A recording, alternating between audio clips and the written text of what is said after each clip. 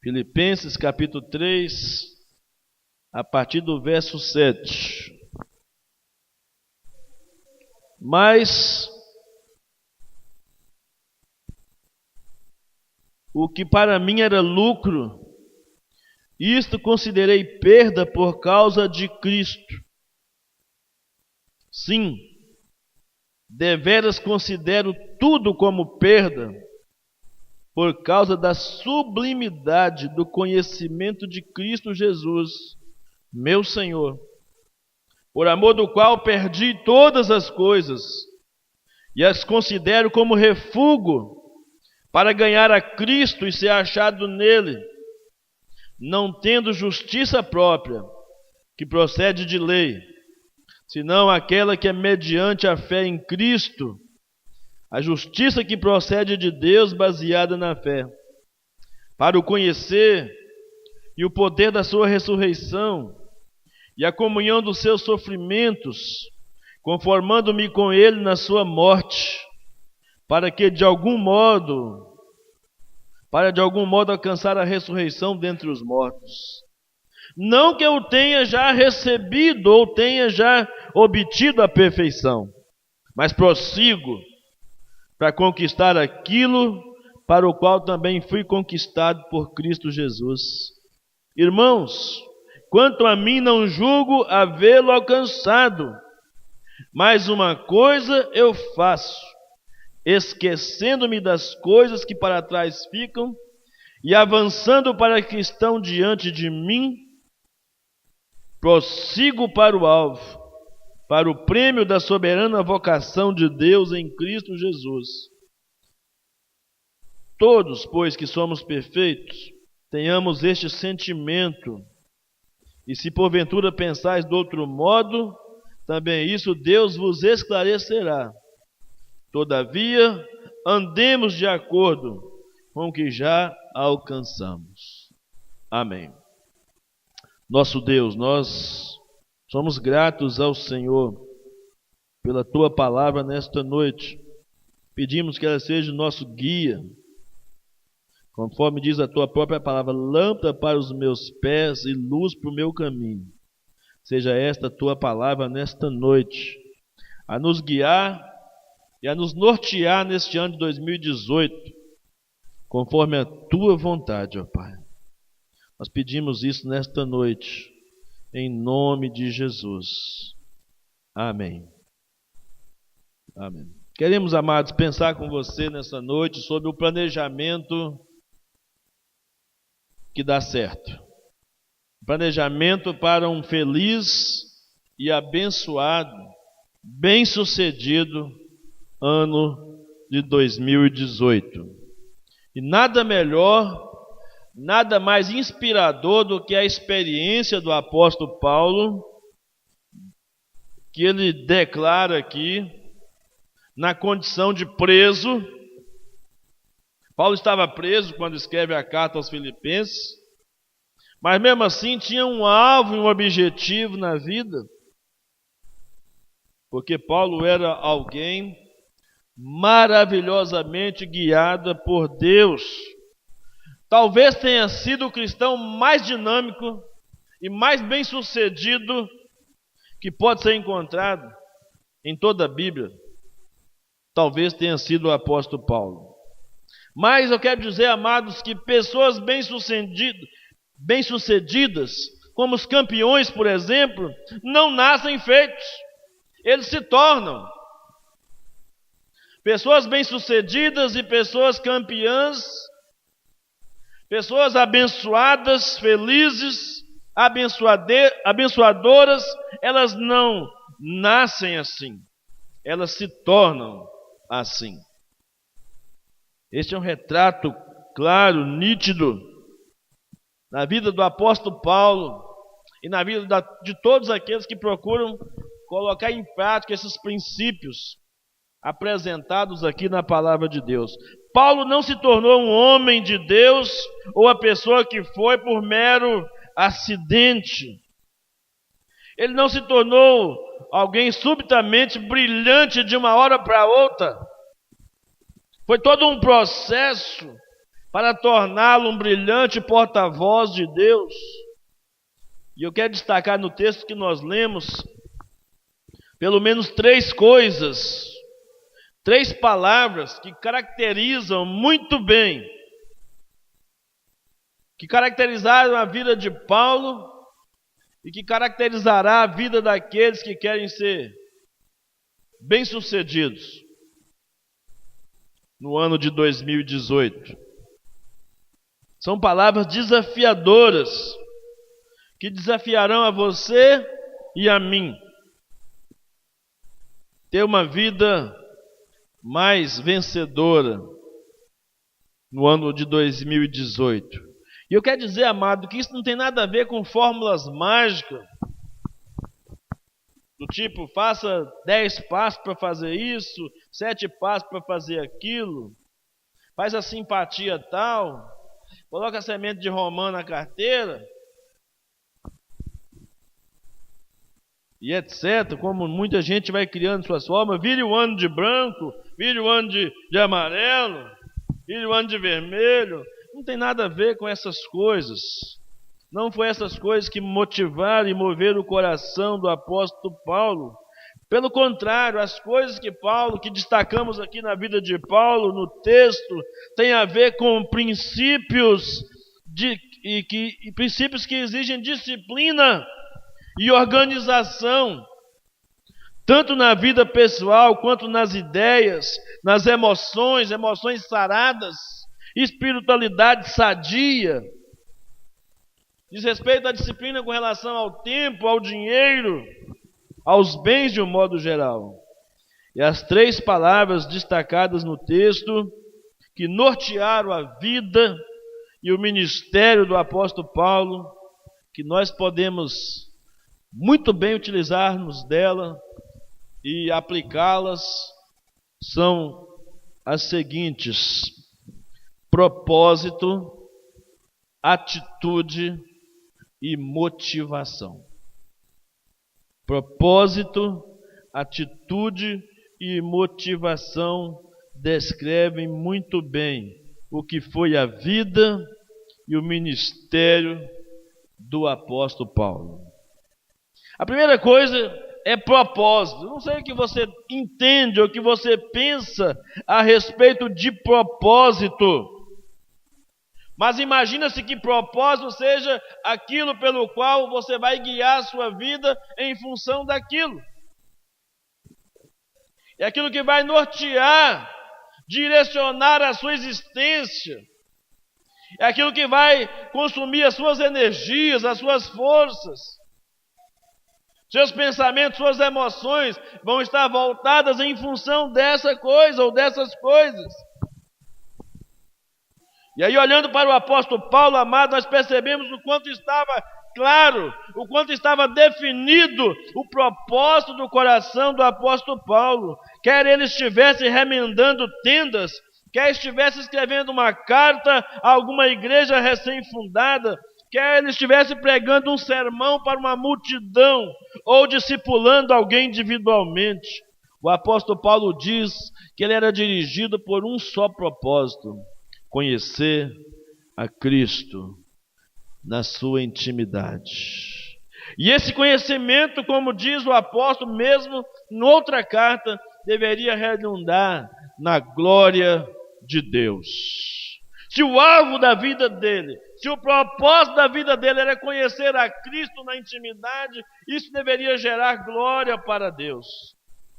Porque ele havia dito: quer comais, quer bebais, ou façais qualquer outra coisa, fazei tudo para a glória. Ele não poderia fugir desse princípio.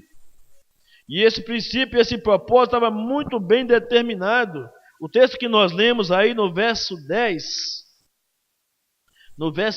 ele diz que era para conhecer, para o conhecer, e o poder da sua ressurreição, e a comunhão dos seus sofrimentos, conformando-me com ele na sua morte. No verso 8 ele diz: sim, deveras considero tudo como perda, por causa da sublimidade do conhecimento de Cristo Jesus, meu Senhor, por amor do qual eu perdi todas as coisas e as considero como esterco, como refúgio. Na época ou fora da época, desperto ou adormecido, de maneira consciente ou subconsciente, Paulo perseguia incansavelmente esse propósito. Ele possuía um profundo desejo, não meramente de conhecer Jesus, só de ouvir falar. Muita gente conhece Jesus só de ouvir falar. Mas Paulo queria mais. Queria ter intimidade com Ele. Queria ser participante da sua ressurreição. Queria ser participante dos seus sofrimentos. Paulo queria conhecê-lo na sua intimidade, na sua glória e também na sua humilhação. Eu fico pensando, amados, que o sentimento, o propósito do coração de Paulo estava muito bem definido, assim como era o propósito de Davi. Lá no Salmo 42, verso 1, Davi revela qual era o propósito do seu coração. Ele diz: como suspira a costa pelas correntes das águas, assim por ti, ó Deus, suspira a minha alma. O quadro que Paulo nos oferece aqui, irmãos, é de um corredor, de um atleta, cujos olhos estão fixos no alvo, como um atleta bem disciplinado, a ponto dele dizer, na primeira carta aos Coríntios, capítulo 9, versículo 27, ele diz que subjugava o seu corpo. Eu me subjugo, eu subjugo o meu corpo. Eu me esmurro. Eu me castigo, se necessário for. Se o meu alvo, se o meu objetivo, se o meu propósito de vida deixar de ser esse, conhecer a Cristo em toda a sua intimidade. Meu amado irmão, este é o santo propósito da sua vida? Conhecer a Cristo é o santo propósito da sua vida? Conhecer a Cristo na intimidade? Como é que você começou esse ano de 2018? É conhecer a Cristo na intimidade, viver para a glória dele, o principal alvo para 2018? Muita gente começa o ano querendo comprar uma casa, querendo comprar um carro novo, querendo fazer uma faculdade, querendo arrumar um emprego melhor. Não há nada de errado nessas coisas, de querer essas coisas. Eu quero dizer que essas coisas não podem ser maiores nem mais importantes do que o conhecer a Cristo na intimidade, ou fazer com que essas coisas que você deseja traga glória, a glória devida ao seu nome. Eu quero dizer que esse tipo de pergunta que eu fiz aqui esta noite para você, qual que é o santo propósito da sua vida, só pode ser respondido com a sua vida. Não pode ser respondido com as suas palavras. Só pode ser respondido com a sua vida. Seu estilo de vida é que vai determinar o quanto é verdadeira essa afirmação de Jesus ser o alvo da sua vida. A gente canta aqui, meu alvo é Cristo, será? O quanto é verdadeiro disso é o seu estilo de vida que vai determinar se esse é o propósito número 1 da sua vida ou não. A segunda coisa que eu aprendo com o apóstolo Paulo, irmãos, que pessoas bem-sucedidas são pessoas que têm planejamento com propósito. Pessoas bem-sucedidas são pessoas que têm planejamento com atitude. Atitude. Esse é o segundo princípio, a segunda estratégia da vida do apóstolo Paulo. Atitudes são extremamente importantes, irmãos. Por quê? Porque são as atitudes que determinam nossas ações. É quando eu tomo atitude é que eu estou pronto para agir. É a atitude que me tira da minha zona de conforto e me leva para a zona de confronto. É a minha atitude que me faz levantar do meu sofá, da minha cama, todos os dias, tendo um alvo, um objetivo. a conquistar. Os vencedores são pessoas de atitude, e atitude de fé. O contexto de Filipenses 3 expressa que Paulo era alguém que tinha atitude de fé. Observe que Paulo tem aqui algumas frases poderosas. O apóstolo Paulo tem aqui algumas frases inspiradoras. Por exemplo, ele diz que eu possa ganhar a Cristo. Atitude. Que eu possa ganhar a Cristo. Ele diz que eu possa conhecê-lo. Paulo diz, eu prossigo para alcançar. Coisa de quem tem atitude. Quem não tem atitude fica chorando pelos cantos. Quem não tem atitude fica de braço cruzado, esperando a coisa acontecer, a vida acontecer. Quem não tem atitude fica dormindo até meio-dia, esperando ver se o emprego vem na sua porta. Quem não tem atitude nem sequer ora pedindo a Deus para abrir as portas. Paulo diz aqui, esquecendo-me das coisas que para trás ficam. Eu estou determinado, não vou deixar que o meu passado me interrompa, me impeça de prosseguir. Esquecendo-me das coisas que para trás ficam. Tem muita gente que fica amarrado no passado. Não consegue projetar o futuro, não consegue viver o presente com abundância, com dignidade de servo de Deus, de filho de Deus, porque está amarrado no passado. O apóstolo Paulo demonstra grande atitude quando diz, esquecendo-me das coisas que para trás ficam. Tá bom, pastor, então eu esqueci. Mas ele diz mais, avançando para as coisas que estão adiante de mim. Diz, prossigo para o alvo. Você quer mudar, irmãos? Você realmente quer mudar? Você realmente quer ser um pai melhor? Uma mãe melhor? Você realmente quer ser um esposo melhor? Quer ser uma esposa melhor? Você quer ser um filho melhor? Você quer ser um patrão melhor, um funcionário melhor? Você quer de fato essas coisas? Um vizinho melhor? Um crente melhor? Você quer isso ou você está satisfeito, acomodado com a vida que você está levando?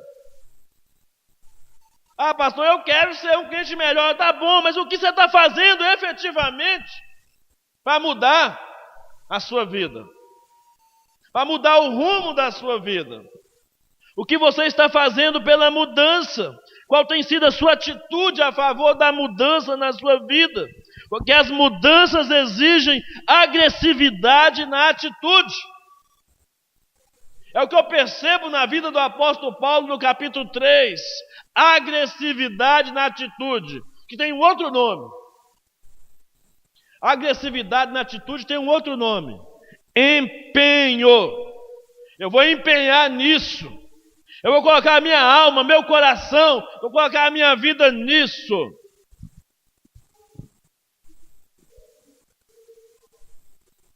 Eu participava de um grupo chamado Rinodê. Nada contra quem participa, quem envolve. É uma maneira que se encontrou para muita gente de alcançar o sucesso financeiro. Mas eu cansei de ouvir o tempo todo alguém dizer assim, rumo ao topo, rumo ao topo, rumo ao topo. Eu não vejo os crentes falarem rumo ao topo hora nenhuma.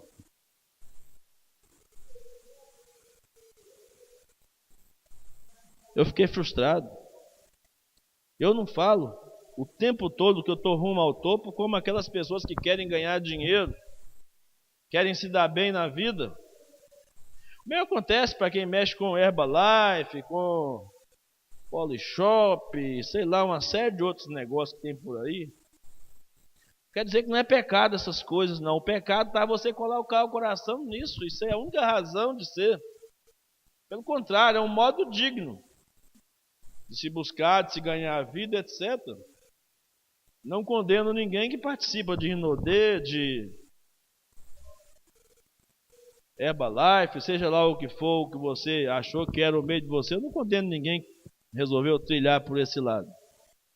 A não ser que a motivação do seu coração seja só aquilo. Só ganhar dinheiro e se dar bem na vida e mais nada. Aí vai revelar toda a ganância do seu coração. Como aqueles que gostam de jogar, né? Na Mega Sena, na Loto, na Telecena, no bingo, sei lá, no tanto de coisa que você quer jogar. Só revela as ganâncias que existem no nosso coração. Então, mudanças exigem agressividade de atitude, empenho. Como é possível, irmãos, alguém num mundo caótico, numa economia caótica como a que nós estamos vivendo, alguém ter atitude de fé, ter uma agressividade, ter um empenho nessas coisas? Como pode alguém ser assim tão otimista como o apóstolo Paulo foi? Eu devo confessar aos irmãos que quando eu olho para o meu coração, quando eu olho para mim mesmo, para dentro de mim, eu fico desencorajado. Quando eu olho para a circunstância ao meu redor, quando eu olho para o mundo, eu me sinto oprimido, muitas vezes deprimido, quando eu olho para as coisas ao meu redor.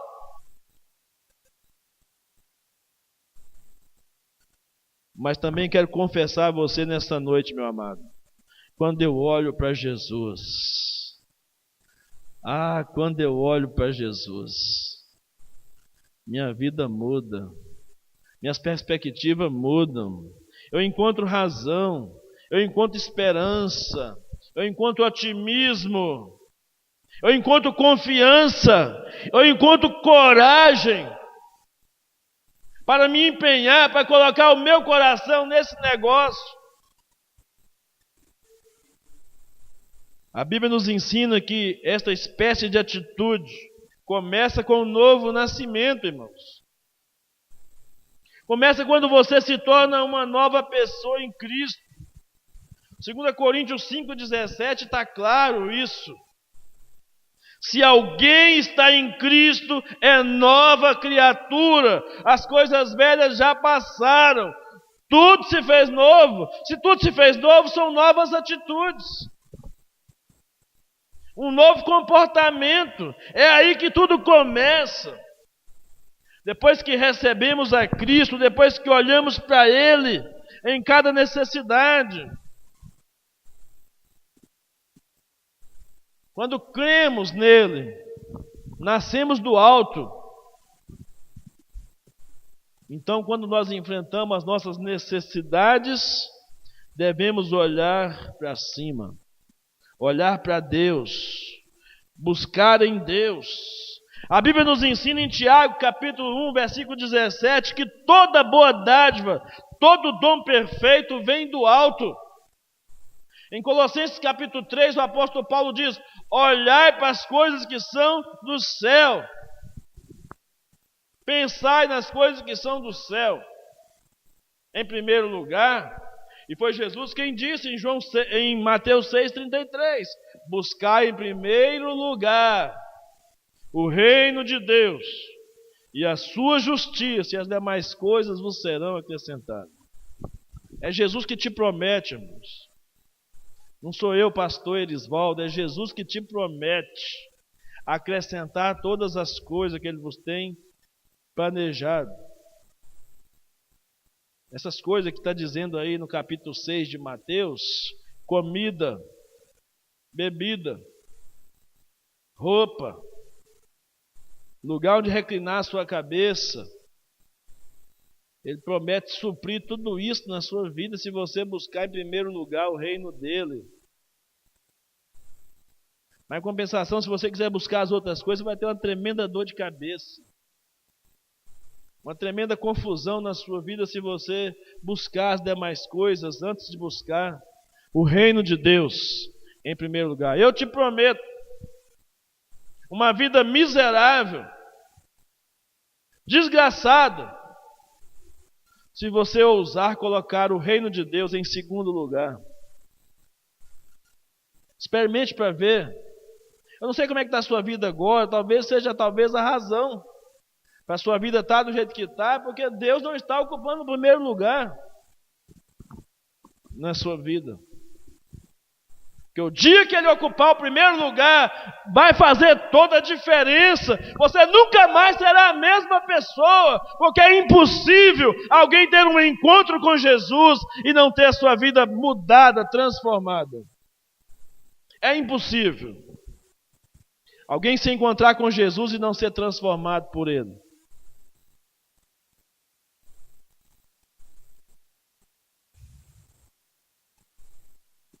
Como posso? Talvez você esteja perguntando. A Bíblia diz que o segredo é olhar para Jesus. Hebreus capítulo 12, versículo 2.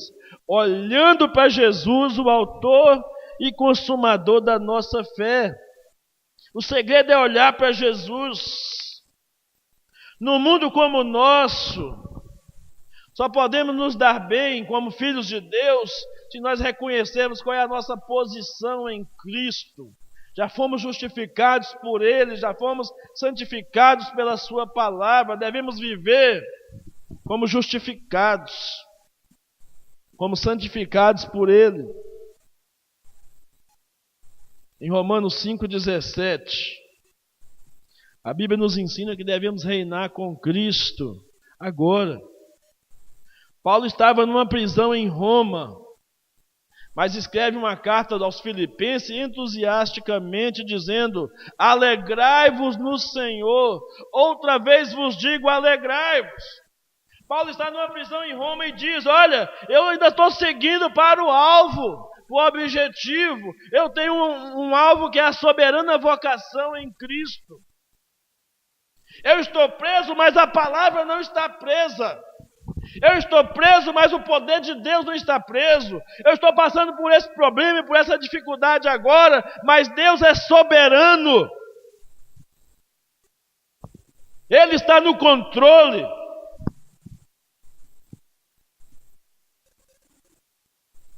O problema que eu enfrento hoje é um leve e momentâneo problema, porque Deus é que tem o controle nas mãos. Isso é atitude, irmãos. Isso é atitude.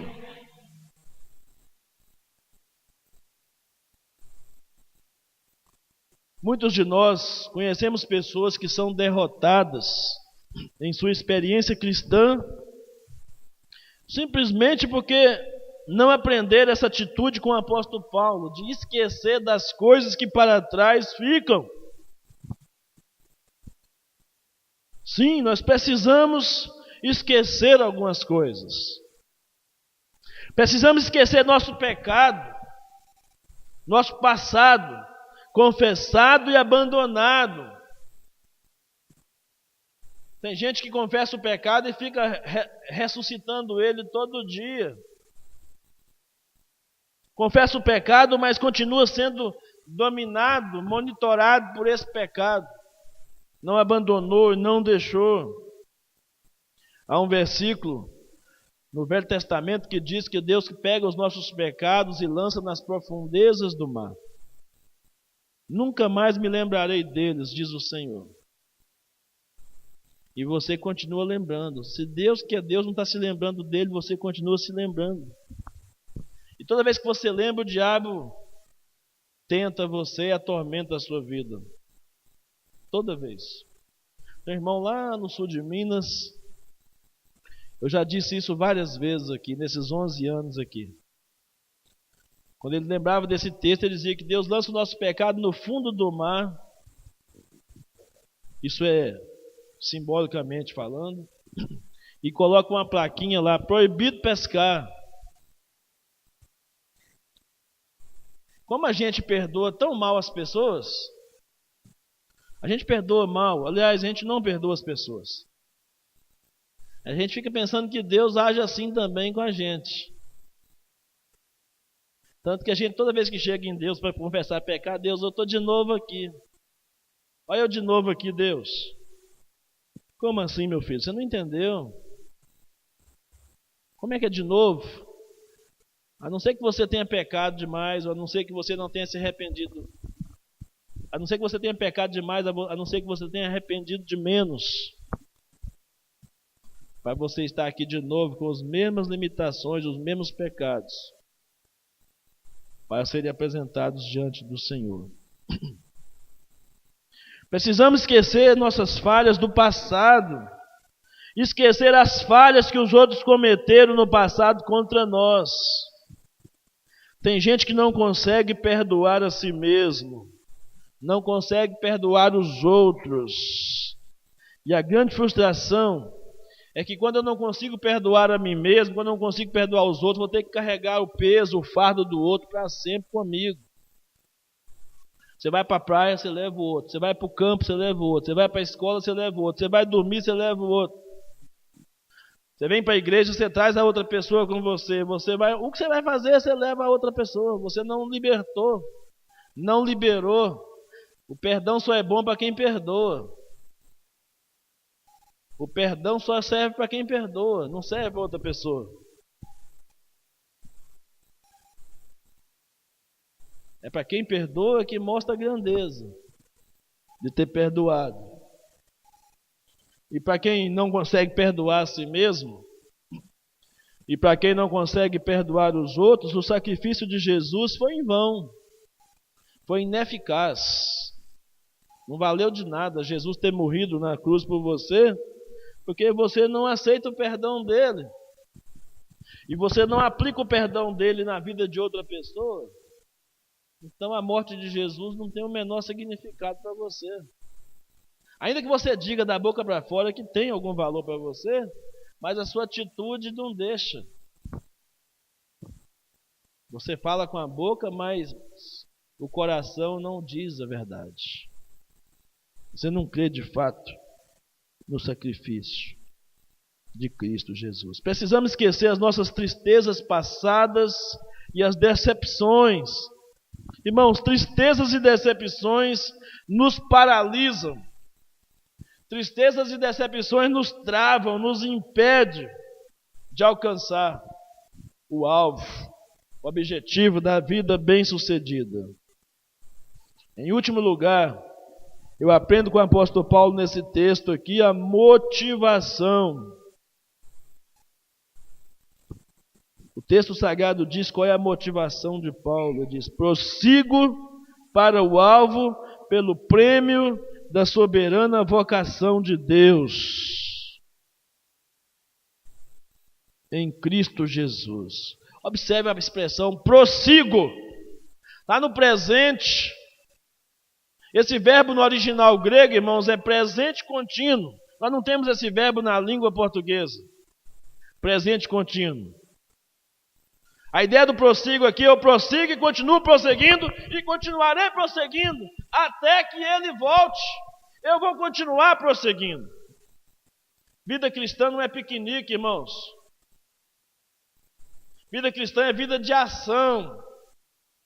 Prosseguir aqui revela toda ação em favor toda ação que revela a motivação em prol do propósito maior da minha vida. A vida cristã requer determinação e disciplina. A expressão prossigo do apóstolo Paulo aqui está carregada de energia, está carregada de vibração, está carregada de motivação. Quando Paulo afirma aqui para os seus ouvintes e para nós em nossos dias, eu prossigo, ele está dizendo exatamente o seguinte, irmãos: eu sei aonde estou e sei aonde eu quero chegar. Você sabe? Você sabe onde você está e onde você quer chegar? Esse prossigo aqui diz muito mais do que você imagina. Esse verbo do apóstolo Paulo aqui. Toda vez que eu leio esse texto, eu venho sempre o quadro de um corredor forçando cada músculo, cada fibra da sua musculatura, cada tecido do seu corpo em movimento para o alvo. A vida cristã envolve isso, envolve ação, envolve obras. É verdade que nós somos salvos pela graça, mas a Bíblia diz que nós somos criados em Cristo para as boas obras. Efésios 2, verso 10. O verdadeiro cristianismo requer disciplina e a motivação correta. Assim como um corredor que não é disciplinado vai perder a competição, o cristão também que não for determinado não alcançará sucesso. Isso não tem nada a ver com a salvação, mas tem muita gente que vive como um salvo, mas vive mendigando. Não experimenta a vida abundante. Isso aqui tem a ver com gozar dos privilégios da vida de um salvo. Aqui não tem nada a ver se você vai ganhar ou se vai perder a salvação. Está dizendo aqui se você vai usufruir os benefícios da salvação. Tem muito crente que é salvo, mas não usufrui os benefícios da salvação. É salvo como que pelo fogo, diz o apóstolo Paulo. 1 Coríntios capítulo 3. Você sabe como é que é alguém salvo como que pelo fogo? Escapou só com a roupa do corpo. Não deu para aproveitar nada. Nada. Absolutamente nada. E Jesus disse que Ele veio para que você tivesse uma vida assim, não foi? Você escapasse só com a roupa do corpo, não foi? Jesus falou isso. Não foi? Não foi Jesus que falou? Foi. Ô, gente, viva a vida cristã aqui. Nem que você escape só com a roupa do corpo, mas viva desse jeito. Foi assim que Jesus falou. João capítulo 10, versículo 10. Eu vim para que tenham vida e a tenham em abundância. Efésios capítulo 3, versículo 20. Deus é poderoso para fazer abundantemente mais, além daquilo que nós pedimos ou pensamos. Filipenses 4,19. O meu Deus, segundo as suas riquezas, suprirá todas as vossas necessidades em Cristo Jesus. Mas tem gente que insiste em viver uma vida cristã miserável. Eu não estou falando aqui de bens materiais, não, irmãos. Os bens materiais são consequências. Não deve ser alvo, não deve ser objetivo, simplesmente por ser. Estamos falando aqui de vida, de intimidade, de paz com Deus, de experimentar aquilo que está em Romanos 5:1. De ter sido justificados mediante a fé em Cristo Jesus e alcançar a paz com Deus. Ou então aquilo que está em Filipenses capítulo 4, versículo 7. E a paz de Deus, que excede a todo entendimento, guardará os vossos corações e mentes em Cristo Jesus, nosso Senhor. Eu não sei como tem sido o seu propósito. Não sei como tem sido a sua atitude, como tem sido a sua motivação. Mas o fato é que 2018 precisa ser um ano diferente. Todo ano a gente fala a mesma coisa. Mas o ano não vai ser novo se as suas atitudes continuarem velhas. Só mudou o calendário. Só mudou a folhinha. Passa dia por dia, só vai mudando, só vai virando a folhinha da sua casa, aí acabou. Ontem do cinema deu grito, acabou aqueles imãzinhos de geladeira, acabou, cadê? Não tem não.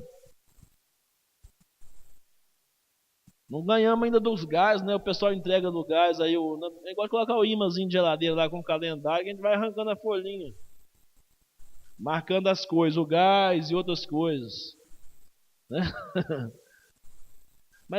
Mas precisa ser mais do que isso. A vida precisa se resumir a mais do que isso. 7 dias. O quê? 7 dias já se passaram de 2018. Ah, pastor, você está de brincadeira? 7 dias? Já, só isso? Você acha pouco, irmãos? Quer dizer que se você acha que 7 dias que já passou desse ano é pouco, você já perdeu a noção do tempo. São 7 dias que não dá para recuperar mais. Passou? Passou. Agora você não tem mais 365. Você só tem 358 agora. Já perdeu 7 dias na sua agenda. Do que você poderia fazer no reino de Deus, se é que você não fez ainda. É lamentável. Quais são os seus sonhos para 2018? Deus está incluído nesses sonhos? Você sinceramente pensou em Deus?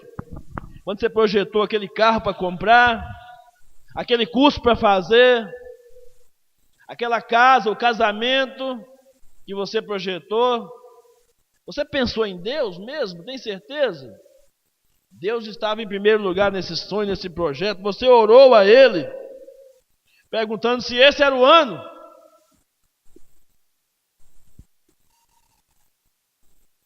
O que foi que você fez? Quais são as metas que você estabeleceu? De que forma você pode ser um crente melhor, ter mais comunhão com Deus, com os irmãos, estar presente na maior parte das atividades da igreja? Isso inclui a EBD. Levar alguém a Jesus. Já planejou quantas pessoas você vai convidar para vir à igreja no próximo quarta-feira? Ah, pastor, nem planejei se eu vou vir na quarta. Como é que eu vou planejar trazer alguém? Planejou domingo que vem? Você vai vir sozinho de novo? Vai trazer alguém com você? Como é que você está projetando o seu domingo que vem? Sua semana? Para quantas pessoas você vai falar de Jesus durante a semana? E como é que você quer que Jesus volte? Como é que Jesus vem e acaba com tudo isso aqui, se você não cumpre o seu papel? Estou achando que nós estamos gostando demais de ficar nesse mundo. Por isso que nós não cumprimos nosso papel, nossos objetivos diante do Senhor. Você já tem o nome da pessoa que você quer levar a Jesus esse ano? Quando você virou o ano ali, você já projetou: eu quero falar para fulano, ciclano, beltrano. Já orou por ela?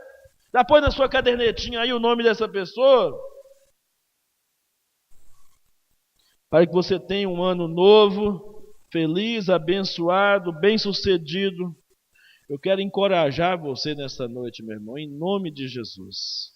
Que o sentimento, o propósito, a atitude e a motivação que estava no coração do apóstolo Paulo esteja sobre a sua vida também, em nome de Jesus. Um propósito dinâmico, uma atitude de fé e uma motivação celestial deve estar sobre sua vida nesse ano de 2018. É o que propõe meu coração. Eu creio que é vontade de Deus, senão eu não me traria essa palavra nesta noite para você.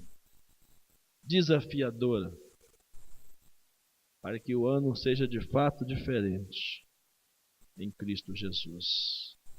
Amém? Consagre agora o seu ano. Se você não fez ainda, faça isso. Se você já fez, faça de novo. Feche os seus olhos. Consagre esse ano ao Senhor Jesus. Diga: Senhor, é para o Senhor que eu vou viver. Se não for para te adorar, para que eu nasci? Se não for para te servir, por que eu vou viver 2018 se não for para te servir? Fala para Deus. Você tem coragem? Fala para Ele. Se não for para te adorar, Deus, para que eu nasci? Se não for para te servir em 2018, por que eu estou aqui?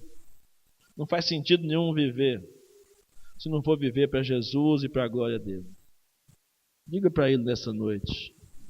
E depois, se você quiser nos procurar em qualquer uma daquelas condições que nós falamos no momento da ceia do Senhor, se você quiser nos procurar para reconciliar com a igreja, para colocar o nome na lista do batismo do dia 31 de março, para resolver alguma pendência que está no seu coração, se você ainda não entregou a sua vida a Jesus e quer fazer isso, me procure depois e fala: eu entendi que eu preciso dar minha vida para Jesus.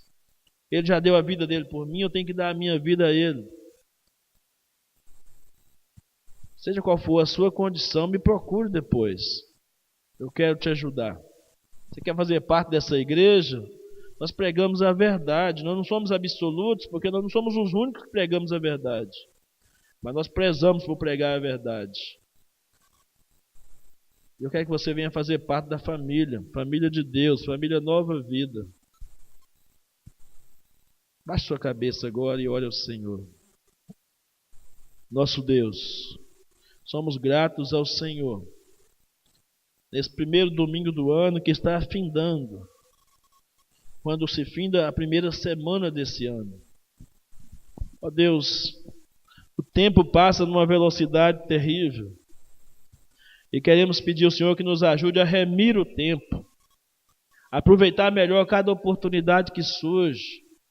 E fazer planejamentos, fazer propósitos. Para que faça valer a pena a nossa vida, a nossa existência nessa terra, ó Pai. Para que o Teu nome seja exaltado e glorificado em nossas vidas. Que o Teu povo, ó Deus, aprenda a Te amar, a Te servir e colocar o Senhor em primeiro lugar. Que possamos ser como o apóstolo Paulo que diz, prossigo para o alvo. Que esse prosseguir incomode a nós. Que nos coloque em ação. Que esse prosseguir do apóstolo Paulo nos coloque em movimento. Para cumprir os propósitos, os objetivos do nosso coração.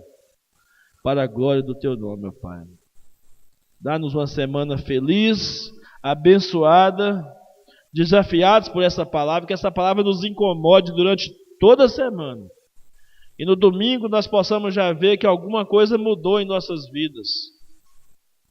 Nos livre da mesmice. Nos livre da mesmice, Deus, em nome de Jesus. Nos dê uma semana, uma noite abençoada, uma semana também abençoada. Em nome de Jesus.